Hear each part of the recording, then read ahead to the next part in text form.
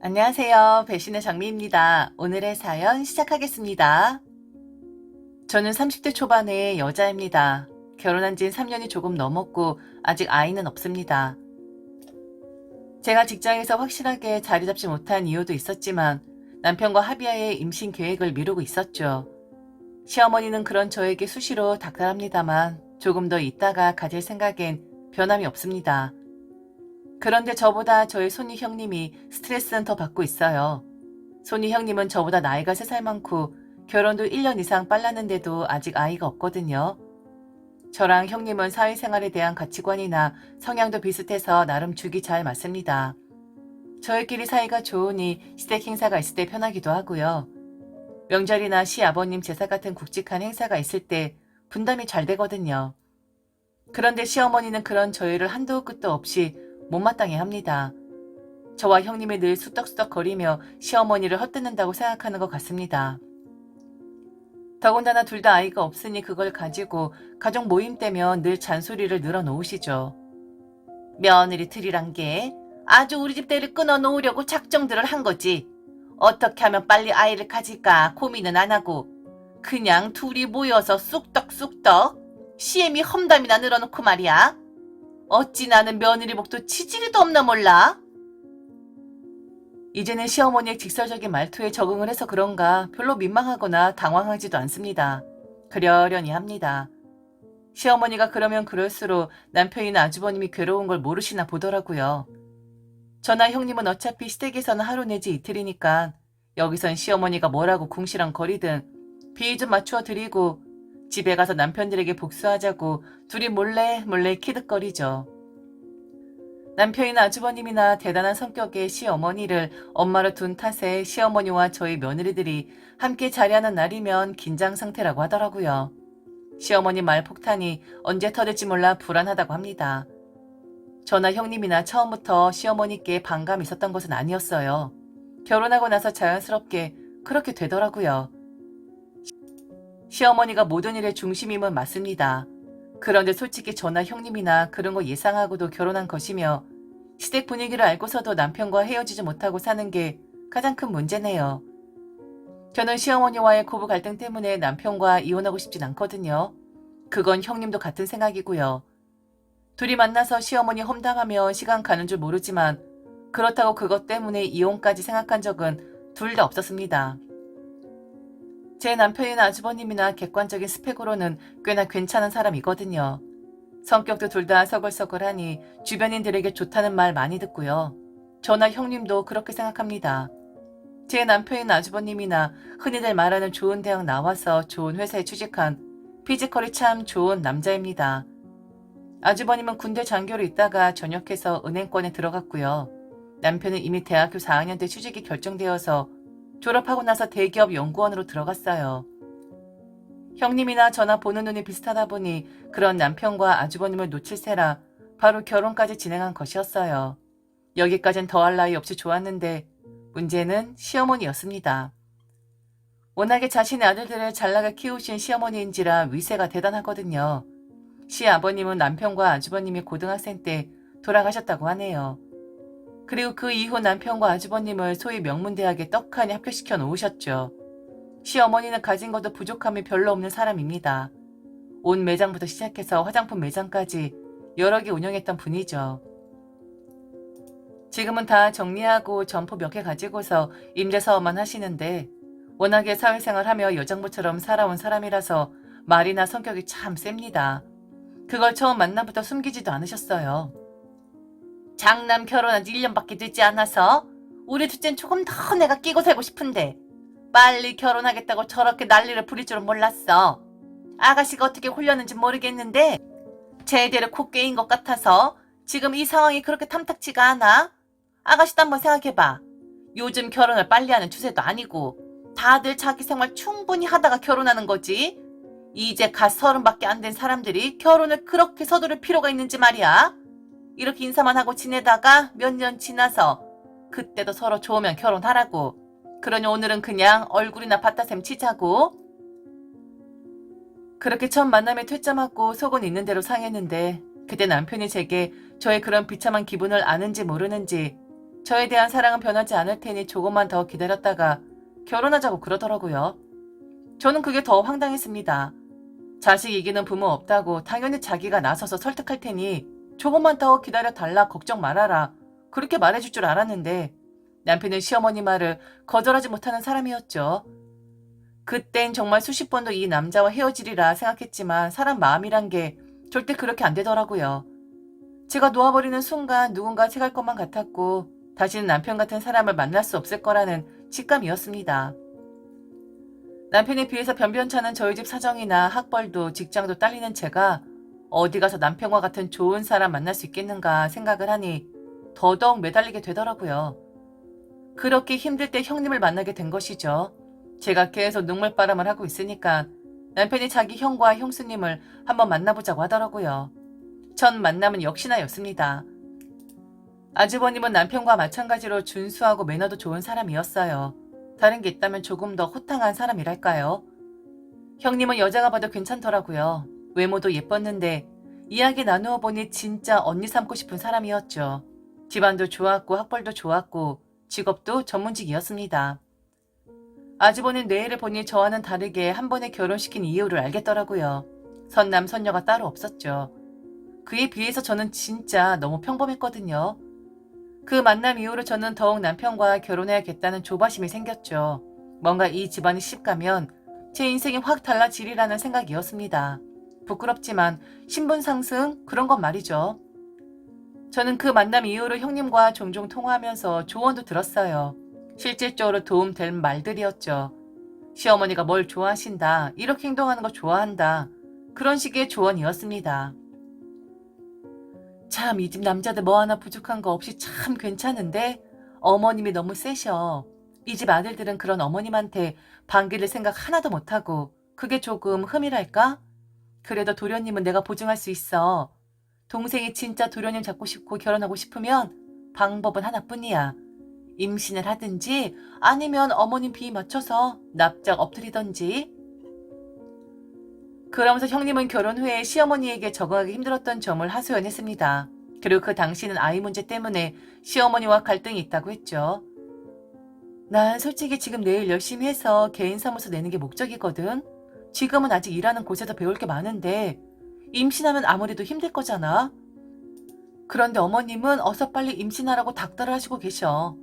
그것 때문에 남편도 한 소리 듣는 모양이고 남편과 이야기 다 끝난 상황이라서 임신 이야기 나올 때마다 싸우기도 하거든. 이 집 남자들은 다 좋은데 자기 엄마라고만 하면 절절매니 그건 진짜 짜증나. 형님이야 결혼했으니 시어머니와 싸워도 된다지만 저는 아예 결혼 허락도 못 받은 마당에 동정은 가지 않았습니다. 다만 시어머니가 보통 내기는 아니라는 것은 알겠더라고요. 그 뒤로 몇 개월 동안 수시로 시어머니 찾아뵙고 알랑방귀 뀌고 비 맞추어 드렸습니다. 그럼에도 시어머니는 저를 탐탁치 않게 생각했습니다. 보다 못한 남편이 그제야 시어머니를 설득하기 시작하더라고요. 둘째가 그러는데 결혼하게 해주면 바로 아이를 갖는다고 했다고? 그거 하나 마음에 드네. 사실 첫째 며느리가 일만 하고 몸을 돌보지 않아서 좀 병약해. 그래서 아이 갖는 것을 좀 미루라고 했고 나도 늙어가기도 하고 내 친구들은 죄다 손주들 있는데 나만 없으니까 섭섭하기도 하고 그러네. 둘째 말처럼 너는 좀 튼튼해 보이네. 그렇다고 결혼을 완전히 허락한 건 아니고 우선 상견례 하고 나서 최종 결정하자. 남편은 시어머니를 설득하기 위해서 아이 이야기를 한다고 해서 그러라고 했습니다. 저도 아이를 좋아하기도 하고 결혼하면 빨리 가질 생각은 있었거든요. 결국 형님은 당장 아이를 갖지 않겠다고 해서 저의 결혼이 성사된 것이나 마찬가지였죠. 상견례를 했고 시어머니는 저희 집에 꽤 많은 것을 요구했습니다. 보셔서 아시겠지만 우리 집 아들들이 좀 잘났어야죠. 이 정도면 제가 어깨에 힘 좀 줘도 되지 않겠습니까? 우리 첫째 며느리는 전문직이면서 사돈 댁도 인품이 정말 좋아요. 우리 장남 귀하게 대접해줍니다. 저는 바라는 거 많지 않아요. 그저 우리 둘째 기 안 죽고 사위로서 아들로서 잘 대접해주기를 바라는 마음뿐입니다. 저도 우리 땡땡이 딸로서 아껴주고 챙겨주도록 하겠습니다. 그리고 요즘 예단 예물은 많이 안 한다지만 기본은 해야 한다고 생각합니다. 첫째는 기준으로 해서 물품 목록 보낼 테니까 그 정도만 준비해 주시기를 부탁드릴게요. 형님은 본인이 돈을 잘 벌기도 했지만 친정이 부유한 것으로 알고 있는데 저희 부모님은 그 정도로 여유가 있으신 분들이 아니었어요.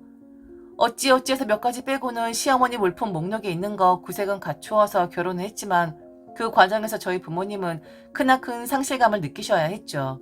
사는 집 담보로 해서 빚을 내서 해주셨거든요.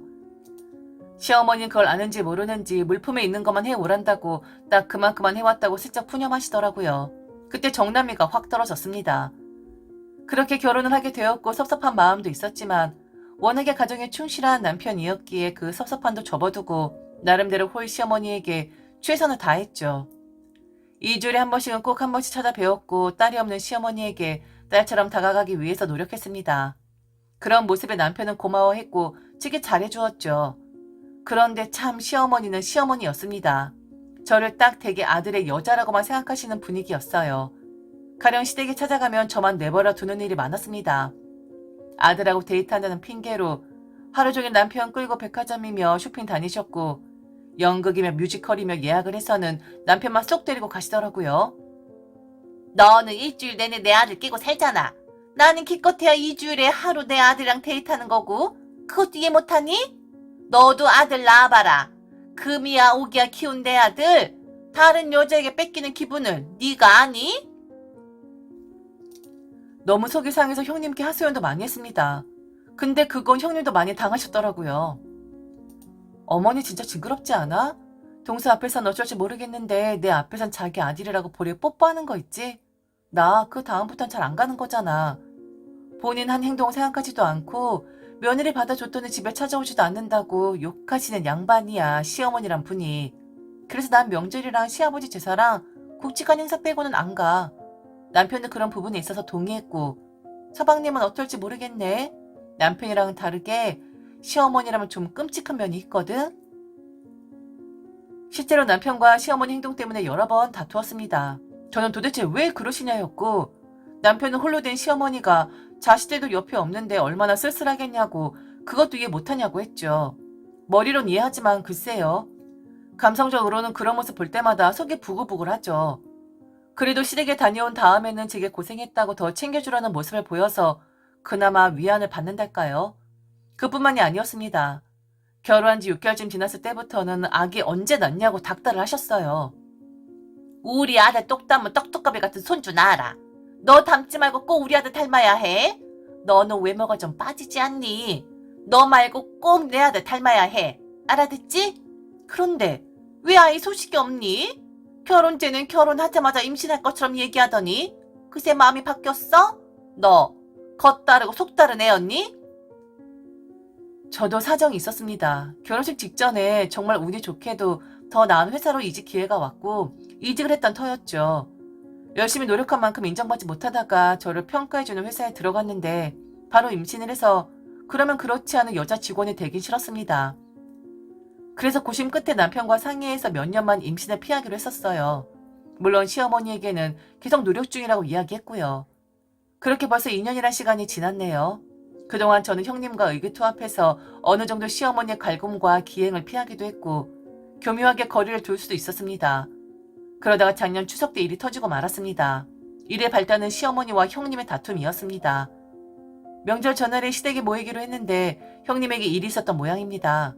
약속된 시간보다 한참 늦게 왔었죠. 시어머니는 그런 형님에게 화를 내면서 세상 일은 너 혼자 다 하냐며 짜증을 부리셨어요. 누가 보면 네가 그 회사 대표인 줄 알겠다. 추석이 내일인데 어제 오진 못할 망정. 일하느라 힘들다고 빨간 날 시작되면 오니라 했더니 지금이 몇 시냐? 누가 명절 빨간 날에 일 시킨다고 이렇게 늦게 와? 요새 애들 명절에 시댁 오기 싫어서 아프다 어쩐다 핑계 댄다는데 네가 그 짝이니? 말세다 말세다. 네가 신부가 그러니 애가 안 생기는 거야. 어머니 말이 좀 지나치세요. 제 신부가 어때서요? 그래서 어머님 장난 먼저 보내드렸잖아요.